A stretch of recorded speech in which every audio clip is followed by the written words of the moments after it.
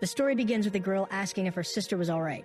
Kinger says she was fine but mentions they needed to escape from that place. However, the woman with purple hair warns they wouldn't be able to flee after offending their empress, suggesting they surrender for having made a mistake. Frustrated, Yahello stands up asking why it was a mistake since they had taken part in the Xuanji Sect ceremony, where they saw her worshipping a person using the heaven and earth worship ritual, mentioning they had only asked a question out of curiosity, but this made them hunted. Moreover, the girl's sect treated human lives as if they were worthless, where it was clearly a demonic sect. Then the woman with purple hair speaks, saying she should know whom they were talking about. The Empress's master and the legendary supreme demon, where he was not only the Empress's master but also the supreme demon of the south, asking if she dared to say that the supreme demon would be swallowed by heaven and earth, advancing upon them, mentioning that in their next life they should mind their own business with their mouths shut. At that very moment, lightning strikes in the middle of the confrontation. Kinger questions what was happening and if that was an earth dragon. Around that mountain, a storm was occurring. At its peak, an unknown figure appears among the clouds. A man with golden eyes appears, and his name is Yi Shen, former leader of the Xuanji Sect. The boy thinks the realm was still the same even after 100 years of seclusion, but it seemed that his body was sanctified, questioning if he could be considered immortal, saying that this could be considered a successful breakthrough. People are surprised by the appearance of that man. Then he makes a maneuver with his hands, striking them away. The girl with purple hair thinks there was an expert protecting them, mentioning they should report to the sect master. Then the girl's group flees, and the protagonist thinks that the power of his body was not bad at all. Looking around, he ends up noticing two women, wondering if there was someone on the mountain that he had just knocked down. Worried, he questions if he hadn't hurt anyone, approaching them, suggesting to check. Landing on the ground, he asks if they were alright. Because of his descent, a gust of wind goes towards them, destroying a piece of the mountain. Sometime later, Yahello tells the protagonist what had happened, saying that the Xuanji Sect was a name that sounded quite pleasant besides the title of Empress, which is quite dominating. However, one could not kill someone just because they said something wrong, and if his disciple Luan Yener were there, she wouldn't let that happen. Yahello mentions that he was undoubtedly an expert, and that his disciple must be a person of noble character. Then the boy says that if they were alright, he didn't mean to stay there anymore, and he would withdraw because he had something to do.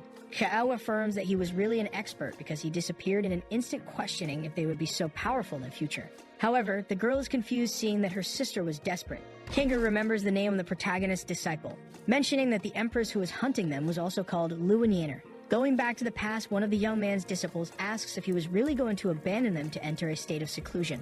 But the protagonist tells the little girl not to worry because he had already killed all the rebels, and in the next 100 years, no one would offend their sect. However, with tears in her eyes, she says she didn't accept that because she didn't want him to go away. But Shen tells her to stop it because he had exhausted all his energies just so they could live peacefully in the future, mentioning that he wouldn't protect them forever, giving an order that from that day on all disciples should focus on improving their skills. To restore the ancient glory of their sect, returning to the present, the protagonist says that in just 100 years, the spiritual vein of the sect was revived, saying he would descend to take a closer look, mentioning that everything there was prosperous, so it was worth letting his disciples gain experience.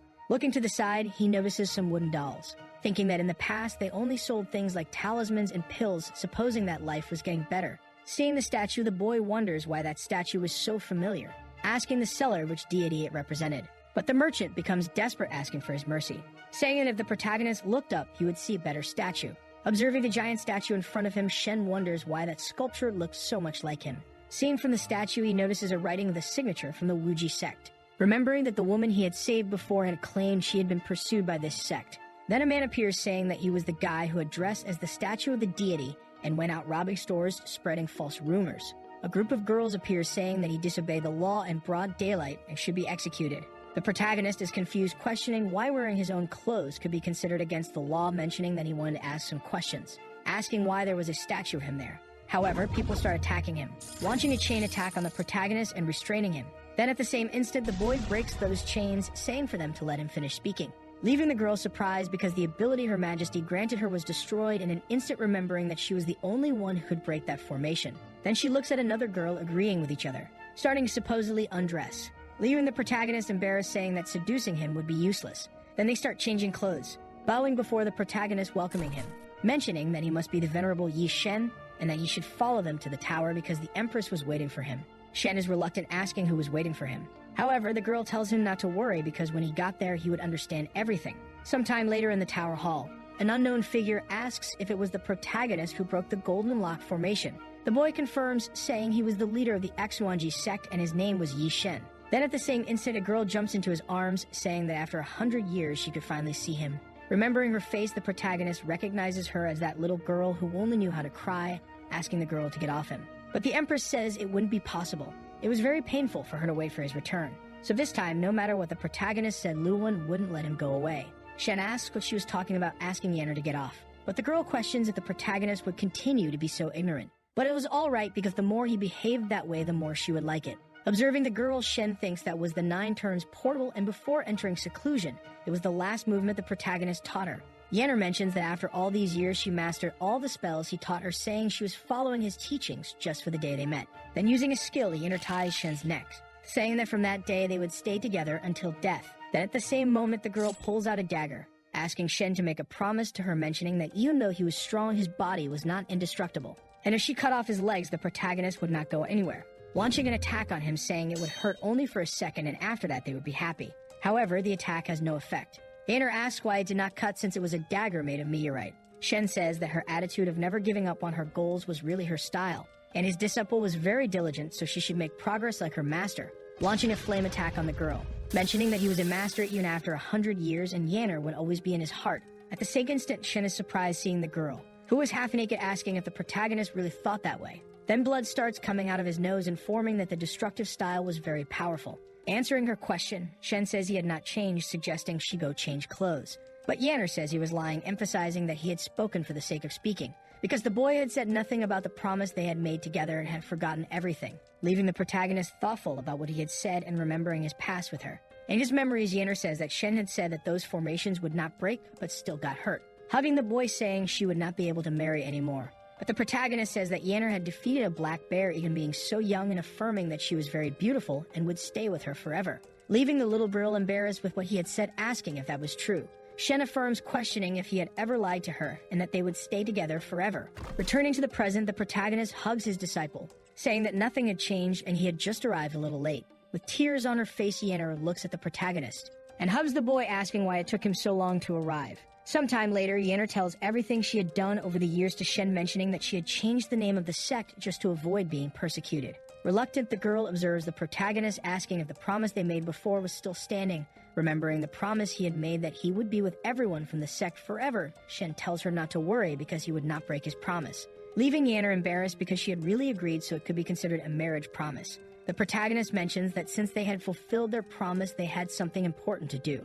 The girl confirms, saying she would choose a favorable day, thinking it would be a wedding, but that was not what Shen wanted, but rather to reunite with everyone from the sect. Then at the same instant, one of the maids arrives to pass the report, saying that the celestial book had awakened, and all the sects joined forces to go to the city of Changshu. Shen is thoughtful about the name of that sect, thinking that before going into seclusion, he forgot to take that book. Then Yanner says that the book belonged to them, giving an order to get it. But at the same instant, the protagonist asks to wait, saying he would get the book on his own. Sometime later in the city of Changshu, a boy was distributing newspapers, claiming that the battle for the celestial book had begun. Approaching the protagonist, the young man asks if he would like a newspaper. However, the protagonist did not need it. Looking around, he thinks that 100 years ago, that place used to be a forest city, but it changed a lot, so he could not find the right way. But a paper doll that Yanner made for him says that with her in command, the protagonist would have no problem navigating the continent. Shen mentions that she had said that an escort would deliver him, but he was there just to get what was his, so he should not need it. Then Yanner responds, saying that when he was in seclusion, the celestial book was stored in that city, causing many disputes between families, as the Xuanji Sect was weak and unable to recover it. Yanner took advantage and told everything about the celestial book to the world, causing a fight among the cultivators. Shen understands, affirming that that plan was well planned, leaving the girl happy, saying she had reached her destination and her escort was in front of her. The protagonist asks if she had anything else to say, and the girl explains that he did not need to worry because that escort was a secret agent. With a threatening look, Yanner tells Shen to get the book and return immediately, and also should not look at other girls, because every time she thought about it, she could not help but get angry. Shen murmurs about Yanner thinking too much about things. At the same instant, the protagonist sees something. Observing a girl in front of him, he questions if that person would be his escort. Approaching her, the protagonist asks if he could know her name. Standing up, the girl says her name was Yanton, and she was not very talented but had knowledge in the art of seduction, and if he had a question, she would answer. And besides that, she could help find lost items. Shen thinks she must be talking about the celestial books, so that girl must be his escort, but still should confirm, whispering something in her ear, leaving the woman surprised, asking if the protagonist was 250 years old, telling Shen to get out of there and not interfere in her business. Shen says that if they were not a family, they would not live under the same roof, so she should not worry. leaving the girl furious, asking who was part of her family and if she was calling her an idiot. At the same instant, Shen holds her shoulder, saying he was looking for a lost book called Celestial Book. She is surprised by the protagonist's hand, thinking that sensation was incredible, and when she was touched, her inner elixir was about to come out. Remembering about the only person who could do that to her and questioning if the protagonist was her destined dual cultivator. Observing the girl, Shen asks if she was alright, but she was and says she had waited for the protagonist for a long time and would take him to his lost item. Thinking she could not let Shen go away, she tells him to follow her. At the same instant, an old lady was looking around questioning where was the person she would accompany to the palace, sometime later at the Chanshu conference. The protagonist asks why there were so many people in that place, but the girl says that was normal, asking him to look on stage and see if what he was looking for was there, mentioning that the protagonist had a lot of power and should be there for the Celestial Book because there was a rumor where the person who got it would get the continent. And if the protagonist wanted, she could help him but needed help with something. But Shen had already disappeared from her sight. Looking above, people say something had flown onto the stage. Yan asks what he was doing, because there were two people who were fighting where he could not offend in any way. While one of the people tried to attack the boy, Shen thinks he needed to find the book and leave that place as soon as possible. The man asks if he wanted to take advantage of the fight and steal his treasure, saying he would kill him, launching an attack on the protagonist and sinking his body into the concrete. The man smiles, saying no one would bother him anymore, telling them to resume the discussion about the Celestial Book. But as he spoke, the other man tells him to look behind. However, it was too late as Shen was already right behind him preparing a punch. But he stops the punch, hearing just a light tap on the man's forehead, throwing the man far away. Shen thanks him for his guidance. For now, the Celestial Book would be his. The fight spectators are surprised because the protagonist gave just a flick on the man's forehead and yet he was beaten up. The man saying that Shen deserved to win the Celestial Book calls the other guy, asking how long he would stand there and telling him not to forget what he wanted. However, the guy smiles, saying he was admitting that his skills were not good enough, and for that reason, all of his loved ones were killed. The man becomes furious with what the guy had said, preparing an attack. Looking at the sky, the spectators are confused, wondering if it was going to rain, but they still wanted to see the Celestial Book. Going towards the old man, he asks if the guy had gone crazy, using a protection magic to defend himself, thinking it was already too late. At the same instant, spheres of light begin to appear around the spectators. However, those spheres were not friendly, for they began to explode. Yanton, fleeing from the spheres, thinks that the old man really used the dark pearls and caused thunders. Moreover, after just half an hour, a gigantic area will be hit and can be completely burned, affirming that the protagonist was doomed. The boy was calm in the middle of the fight, saying that thunders were a bit troublesome. Pushing the lightning aside as if it were nothing, Shen asked the old man if it wasn't true, leaving the man surprised because that was a type of thunder that was enough to peel off the skin with just a touch, but that idiot just pushed it away as if it were nothing. Shen is apprehensive because it burned his clothes, saying that all that was not a big problem for him. Observing that catastrophe in the sky, the protagonist says it was time to eradicate the source, supposing it was a great opportunity to test his physical body. But at the same instant, something goes towards his face. That was Yanton, who was hugging the protagonist, telling him not to die, asking if the boy was alright and why he was trying to play the hero. However, the lightning bolt was heading towards the two, and Shen asks what kind of rescue that was. Pulling something from her bosom, she thinks they had no time. If she lost that opportunity, she might not have a chance of success. Throwing that paper on the protagonist's head, Yanton asks him not to move because that teleportation talisman could be used only once. And no matter how valuable that book was, it was not worth his life. But when she was going to use the talisman, it burns. However, Shen does not teleport, protecting the girl. At the same instant, the lightning strikes the two. With a wicked smile, the old man says he can control the skies, so the Celestial Book would be his, saying that the protagonist was inferior to him. But someone throws a stone at the man. Shen is still standing, affirming that the Xuanji Sect was really powerful because summoning a thunder was not for just anyone. But was that what he wanted? Asking if he could hear the cries within the thunder. He was treating people's lives as if they were nothing just for a book, questioning if all that was worth it. However, the old man was not up for conversation, preparing another attack on the boy and saying that the winner is the king and the loser is the villain.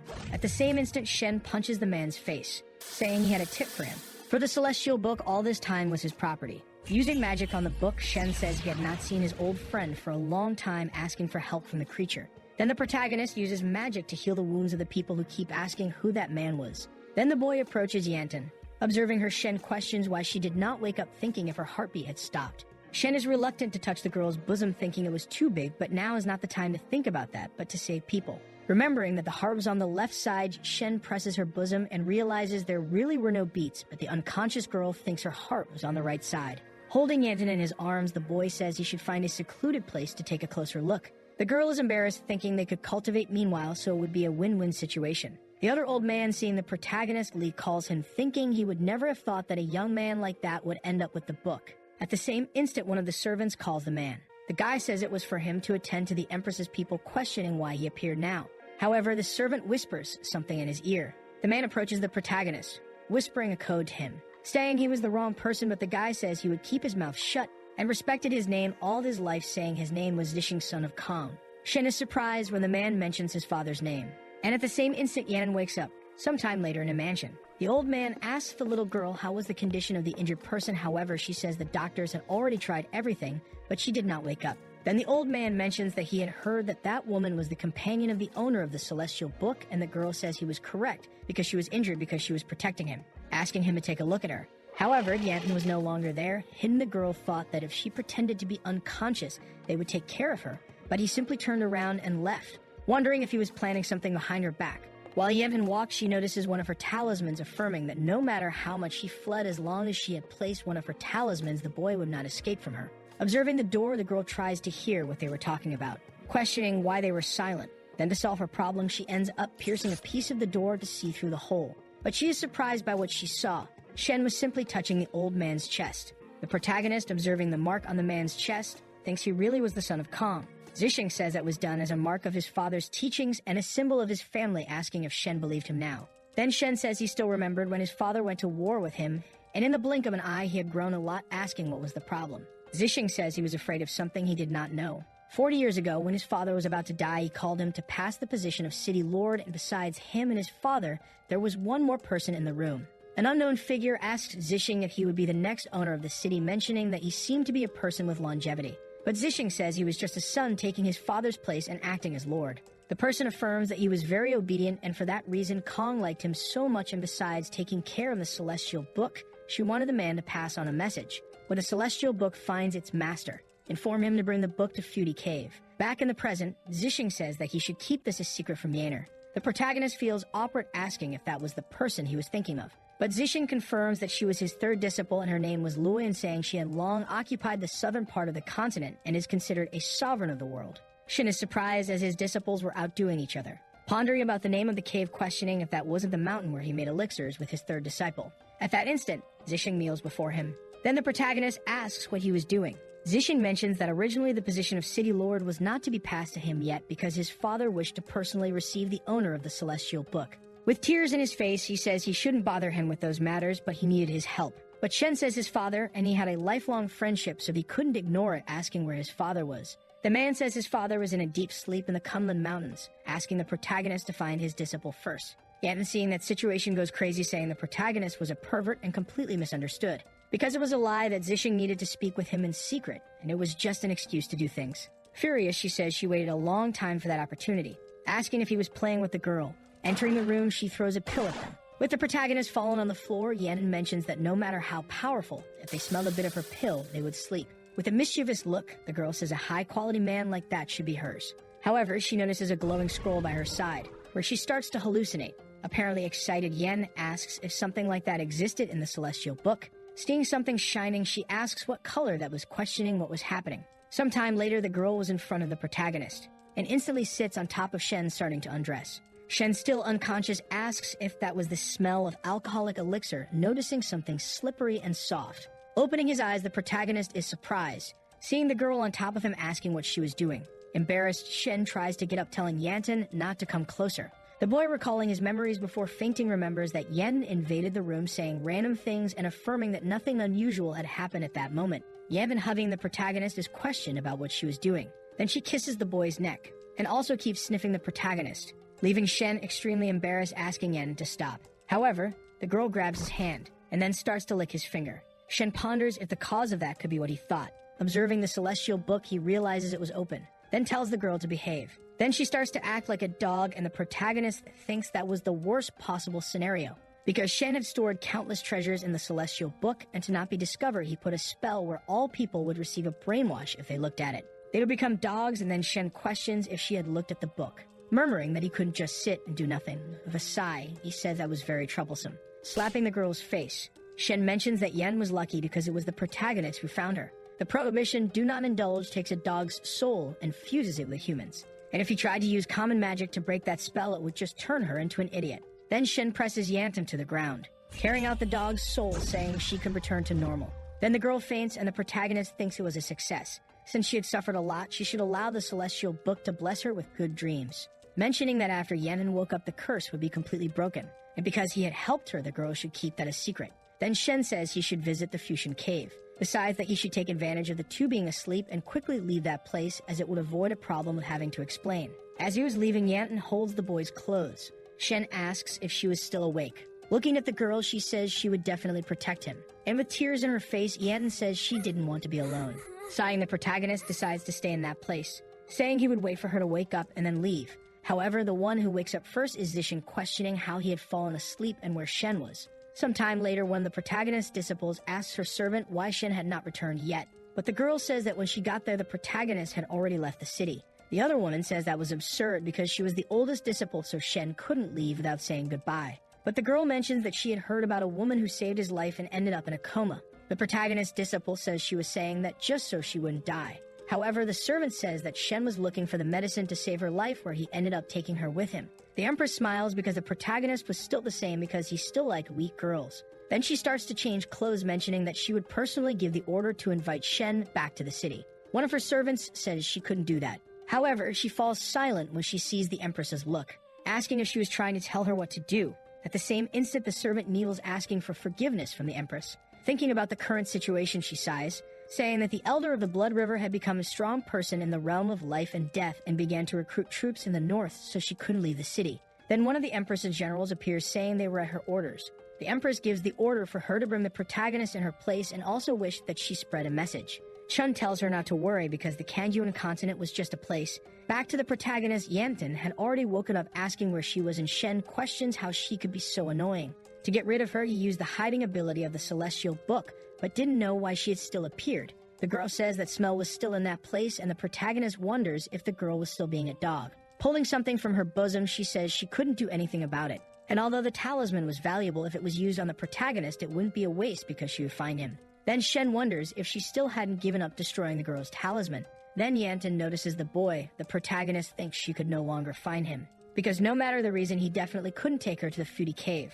However, Yanton whispers, asking if the boy hated her, apologizing because she had passed in the arena during the Chanshu conference, where she caused him many problems. But the desire to save him, even with the chance of dying, was real. The protagonist watches the girl talking, becoming reluctant to say anything, saying that her time was limited. But she had a wish to fulfill before dying, mentioning that she had tried many times and now was convinced that Shen was the only one who could help her, saying that he could laugh as much as he wanted because she would work for nothing. However, before agreeing to help her, she asked the boy not to give up, because she wanted the protagonist to treat her like a dog and she was willing to do anything to accept it. Then Shen sighs and deactivates his invisibility, making Yanton happy because he really showed up, thanking him, saying she wouldn't cause any more trouble, questioning if the protagonist liked dogs, and there was no reason to use the celestial book because he could pretend. However, the boy doesn't say a word since he deactivated the book. Yanton thinks that was good because he was willing to help. At that moment, the girl is stabbed in the chest. As she falls to the ground, Yanton has no idea what happened, questioning why it happened that way. However, Shen also didn't know what happened. She was talking, and at the same moment she fainted. But at this moment, the protagonist notices something. Looking around, Shen realizes there was something in that place. At that moment, the Empress appears before the boy. Shen asks if that was Yanner, and the girl questions why he didn't keep his promise and if he would go back on his word. The boy is reluctant, saying it wasn't that. Then the Empress says he could have at least sent a letter to her asking if it wasn't worth thinking about. However, the protagonist says it really wasn't worth it, striking the Empress. Seeing the girl, Shen says she wasn't Yanner. Then at the same moment, the Empress reduces to a soul. The boy mentions that it was expected because it was just a timer, explaining that timers were spirits that fed on cultivators' emotions using illusions to enter their minds, maintaining the illusion until their target was completely drained. Shen supposes that Yanton fainted because of that. But the night was the best opportunity for spirits to manipulate their illusions, questioning why they were appearing during the day. Observing the girl, the protagonist sees the spirits trying to possess her. However, Shet makes a hand sign that ends up dissipating the spirits. But something was wrong because she was still fainted, making him wonder if the girl was lost to be completely eroded. Then in Yanton's past, a girl was singing, asking if her sister wanted a crystallized hawk. However, when she looks back, there was only a pile of corpses. Yanton says it's no use because she has always been alone, thinking that everyone in the world wanted her dead, being hunted countless times and escaping, questioning how long it would last. Then a woman calls the little girl, calling her disciple. Yan wonders if she still left one person alive, questioning what she was saying. Standing up, the woman asks her not to move because she would tell her the details, saying that she was the great seer of the Xuanji Sect, and some time ago they sent her a message to travel 100 miles west to find her destined disciple. Sarcastically, the girl asks if she could call her master, and if she was willing to give anything. She wanted her life, stabbing the woman, saying she had met many people like that, wanting to use the term disciple to drag her to an elixir shop. As soon as the cultivators found out they could refine through the girl, the etiquette, justice, or laws of the heavens were gone. Back to the present, Yen asks why they couldn't just leave her alone. But at the same moment, she starts to get weak because she had exhausted her cultivation, questioning if her life was coming to an end. Yanfen had no family or friends, so her life would just end, saying she killed countless evildoers in her life because she had no choice, begging the heavens to have a normal life. However, a voice behind the girl asks why she would wait until the next life. Looking to the side, Yan realizes that woman was still alive, saying she could do that in this life, and all the master should do is transfer her energy to save Yanten. Then the girl starts to cry, asking if she could really continue living. Then the woman confirms, saying she could have a good life from now on. But sometime later, her master was dead. Yanten tells her not to be afraid because it was her turn to save her. All she needed to do was find a person with a sacred body and perform dual cultivation.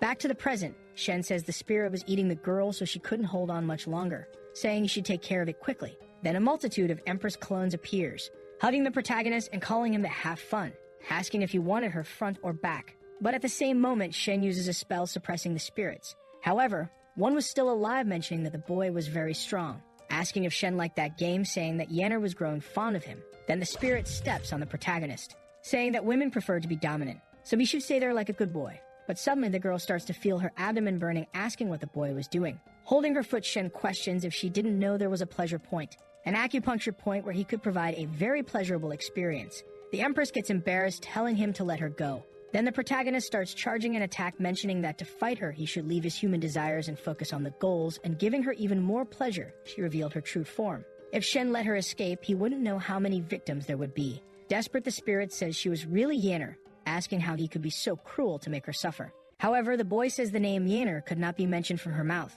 She was left behind after going through the refinement penalty to protect the sect, taking the poison from her bones for a whole month without shedding a single tear. And instead, she felt sorry for her younger sisters, hiding in a corner in the dark, blaming herself for not meeting their expectations, asking how Yanner could seduce others for her own desires, because she was just something driven by lust, stealing others' memories and ridiculing them, questioning if that made her feel superior. Then strikes the spirit, revealing its true form. Seeing Yan fallen on the ground, the spirit thinks that girl was still lost in her illusion, so she could take over her body and start over. But at the same moment, she is sliced in half.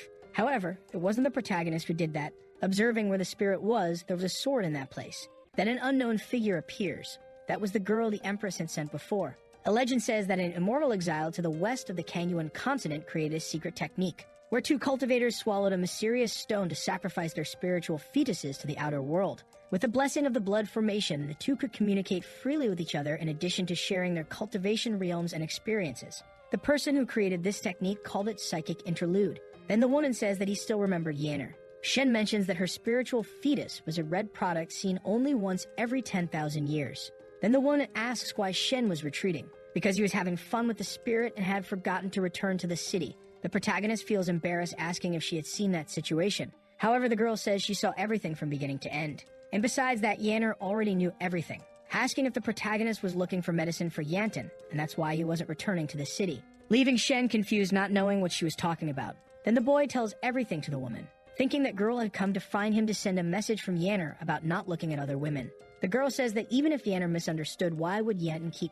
following him all that way? But Shen mentions that she had a hidden motive because she needed his help. Thinking about the protagonist's words, the girl thinks that he didn't recognize her as a woman. Shen says he didn't know what he should help with, but when she was being corroded by the spirit, the girl called him master, asking if Chun thought Yanner didn't meddle in other people's affairs. However, the girl remains silent, remembering her past when Yanner protected him, and that she couldn't worry about that, mentioning that now she was the supreme demon and everyone called her a killer and fighter. But Shen says that was absurd, because if that were the case, Yanten would have died many times. And besides, that girl was not a bad person. She must have suffered a lot for 100 years, and now that Shen was back, the woman was free. Even if the world ended, the protagonist would help her. Embarrassed, Chun says she understands, and now that her master is here, she shouldn't worry about those things, mentioning that when he finishes taking care of things, he should return immediately to the city. And if it happened again, she would personally cut off his legs. Then at the same moment, an aura begins to approach her head, saying that Yanner had forgiven him, and when they returned to the city, she wouldn't take her eyes off him.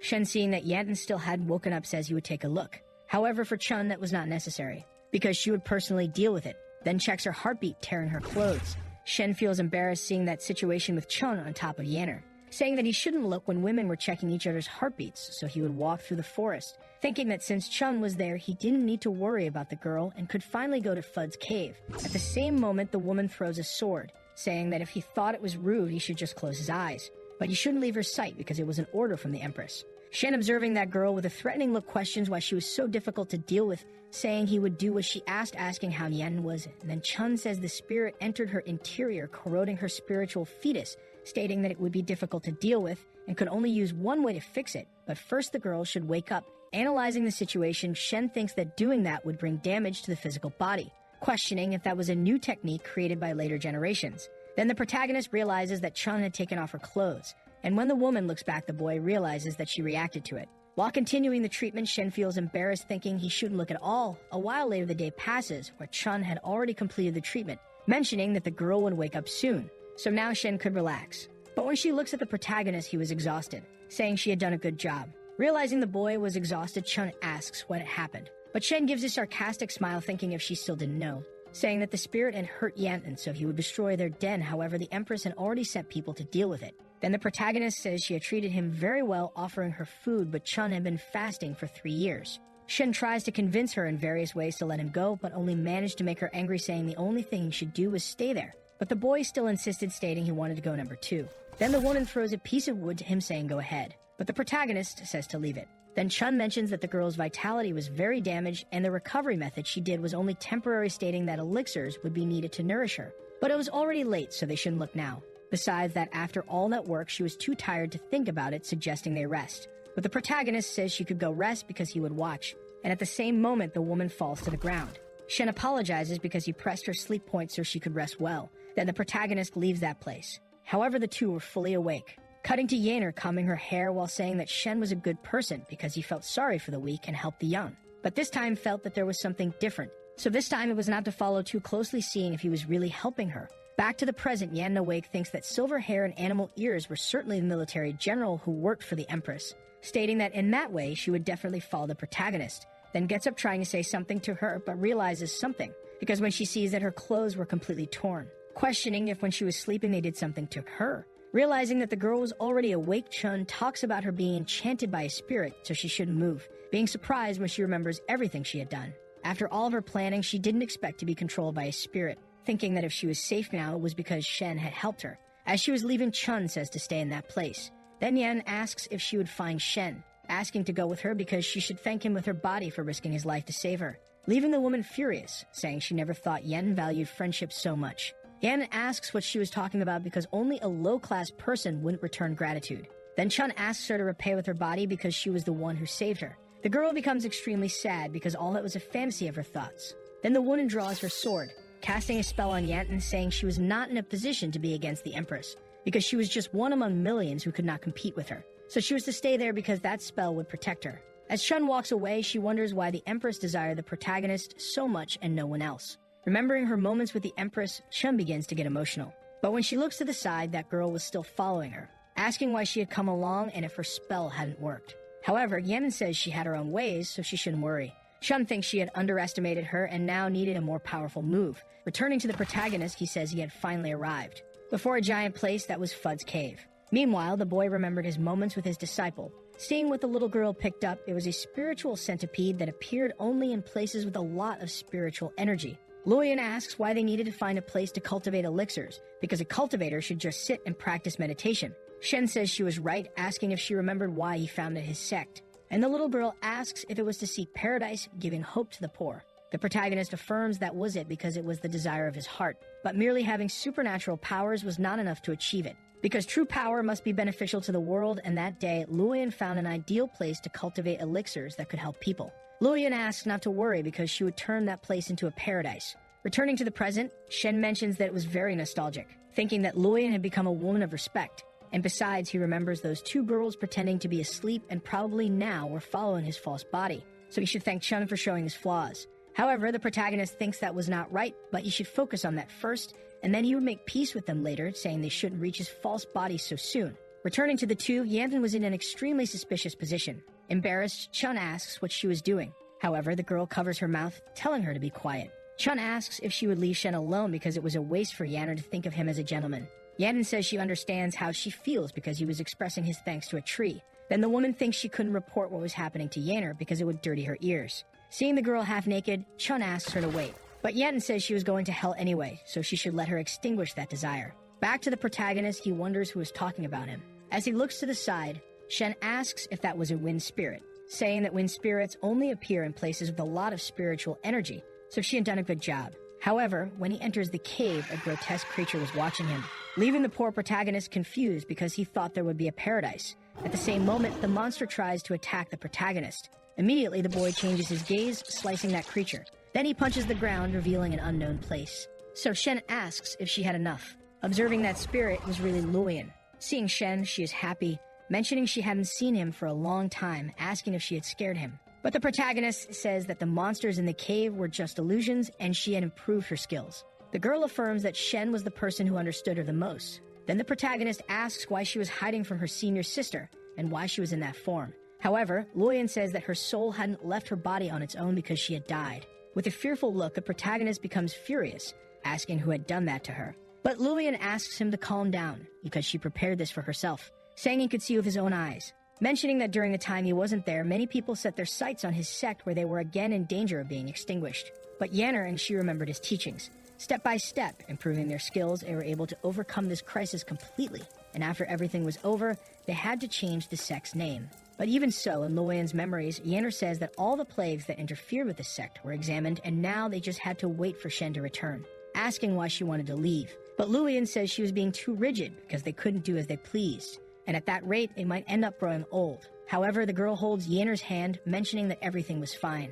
The responsibility of taking care of the sect was not hers alone, so she shouldn't worry. Because when she is old, Luoyan would be the master's favorite, asking if she would like that to happen. As she leaves, the girl apologizes, mentioning that the visionary revealed that someone had planned all that, and if she found out, she would do everything to end them. So she didn't want her to look at her in that way as before, asking if her master really understood. In those turbulent times, that was the only family she had. And after that bloody battle, she escaped with the spiritual fetus, setting up a decoy and building the city of Chanshu with that. Zhang Kong waited for him to return. Then Shen says she did a good job, so she shouldn't worry because he would have a new ship sculpture with a strong base for her, using the core of his brain. Luoyan mentions that her master was the best, but that would be more difficult than she thought, because she was still a cultivator of the realm of life and death, leaving the protagonist surprised because she had surpassed him in cultivation level. While her body was sanctifying, everything boils down to the matter of her cultivation, saying she was just in the realm of sculptor divinity, questioning if there was an opponent that even Luoyan, who was in the realm of life and death, was not able to defeat. The girl says that when she looked, he was at the level of the fourth tribulations, and even after escaping with a spiritual fetus, she tried to strengthen her body but couldn't, asking if the boy had just come out of seclusion. Then Shen asks if she thought the protagonist would lose, so Luoyan says she knew the boy would try to face them head-on, questioning if he would win with a crushing victory. And at the same moment, she takes a drop of her saliva, leaving the boy confused, asking what that was. The girl replies that it was the reason she stayed in that place because it was a fetus made with the ingredients she gathered. Hearing what the girl said, Shen asks if she was lying, because a wonderful pill like that should be used on herself, saying she had done that with her spiritual fetus. Then the girl starts laughing, saying it was expected of her master. Shen starts to leave the room, telling her to wait there and not to worry about the break as he would return soon. But at the same moment, a hand thrusts into his chest. Luoyan mentions that she found an opening and finally got him, starting to cast a spell on the protagonist. Realizing it was his spiritual fetus, the protagonist asks her to take it back, but the girl asks him to say hello to Yanner for her, because the two of them were always a family to Luoyan, dissipating into spirit fragments. Shen says that Luoyan had been maintaining Fud's cave alone all that time. He would borrow her luck but never asked her to push herself so hard. Then Shen starts to leave the cave. In front of a magical tree, he apologizes, saying he would come back. The heavenly book can nurture souls, so if he kept her soul within the book, it wouldn't disperse. Remembering that Luoyan always liked to travel, he asks why they didn't take a walk. Returning to the two girls, they feel the protagonist's incredible aura, questioning what was happening. Then at the same moment, Shen's clone explodes. Next, Chun grips her sword, sensing a gigantic energy heading towards her. Seeing Yannon fallen on the ground, she asks what was wrong. But the girl thinks her core would only react that way when it sensed a sacred core, so that would be her best chance. Chun mentions that she didn't seem well, questioning if the previous treatment wasn't complete, leaving Yannon surprised because she was worried. Remembering her moments with her master, she thinks she couldn't give up. Using a spell to bind the woman, affirming that she would go after Shen because he was a rare sanctified body not seen for over 100 years. And now she could finally replenish her master's internal Dan to extend his life. At the same moment, Chun removes the spell, asking if she didn't expect Therese to defeat her. And if she behaved and let her handle Yenner's affairs, maybe she could ignore her actions. But that was out of the question because it was too much. Questioning if that was how her master had taught her, insulting her. Then Yen tells her to take back what she said, asking what her uselessness had to do with her master. Using a spell again to bind the woman. Looking at her chest, Chun realizes she had a sealing formation, not knowing when Yen had placed it. The girl says that formation could only be dispelled by rotation and only those in the realm of life and death could deactivate it. Chun asks if she had planned all that, but the girl says she never lied to him. Because she was the imperfect type who relied on those cheap tactics because without a master to teach her, she ended up having to learn on her own. Thinking if she thought she didn't want a better life and give her all to ensure a path for her master. Affirming she had done everything she could and had no choice but to resort to those methods so she would protect her master no matter what she had to do. Then a statue appears, saying that was the spirit, leaving Yan surprised, asking what he was doing in that place. The statue mentions that the cores she had offered were made with inferior ingredients from spiritual beasts, and if she paid him using her body, her heart would be saved. Saying he felt an incredible amount of ingredients in her body, so he would bring it back to him. Yen remains silent without saying a word. At the same moment, a person arrives, telling her to save her efforts. And that was the protagonist saying he was there. Our video ends here. If you liked it, leave your like. We'll see you next time. Bye-bye.